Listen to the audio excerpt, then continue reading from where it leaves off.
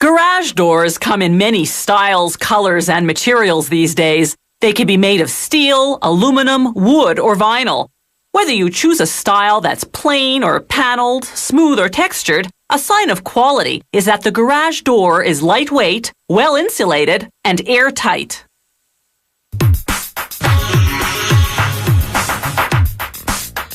The typical residential garage door is made up of 4 panels. Each one begins as a sheet of either aluminum or steel, 2 metals that can tolerate harsh climates. The side that will show has a baked-on coat of polyester paint. Depending on the model, the sheet passes through rollers that imprint a texture, such as a simulated wood grain. Then it goes through a press that imprints a design. This model will have raised rectangles. Others have horizontal stripes or no design at all. After an automated machine cuts the continuous sheet to garage door widths, another machine folds over the edges. This creates 1.5 centimeter joints for attaching the panels. The polyester paint is elastic, so it simply stretches with the bending. Now on the back side of the sheets, they hot glue metal plates to reinforce the various components they'll later screw into the garage door. Parts such as the lift handles, the hinges, and the bracket for the electric opener mechanism. They also drill a hole through which they'll later inject insulation. Now they slide 2 sheets together to form a panel. They close off the ends with blocks of pine. This will prevent cold air from penetrating inside.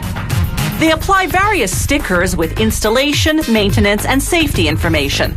Then orange stick-on dots to mark the location of the metal plates into which the installer will screw the hinges and lift handles.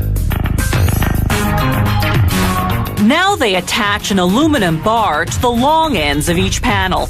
This holds the panel steady during the injection process. After injection, the bars come off. They load the panels onto a carousel and begin the process of filling the hollow interior cavity with insulation. Through the hole they drilled earlier, they inject polyurethane foam, an expanding plastic insulation material that's specially designed to penetrate hard-to-access spaces. As we see in this demonstration, the polyurethane expands and becomes rigid. This creates a solid core inside the garage door. Polyurethane is one of the lightest types of insulation, so it doesn't make the garage door heavy.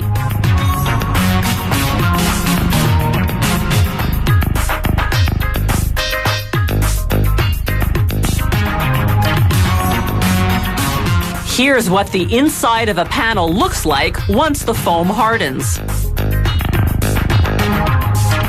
Now, workers install various components, such as the rubber weather seal on the bottom panel. This seal prevents cold and water from entering the garage under the door.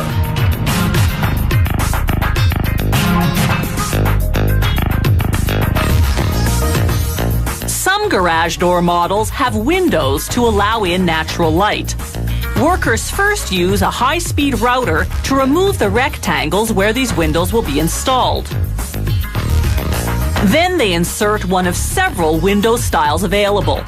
These are double-sealed windows, 2 thermal panes with an aluminum spacer in between. The framing around the glass is available in different colors. It's made of PVC, a synthetic resin that doesn't discolor. The frame prevents water and cold air from penetrating. Workers pack the installation hardware. Then they weigh the box to ensure no part was left out. At installation time, they attach the door panels at the joints with hinges. A system of springs ensures the garage door is perfectly balanced and moves smoothly. If properly installed, you should be able to lift or lower the garage door using just 2 fingers.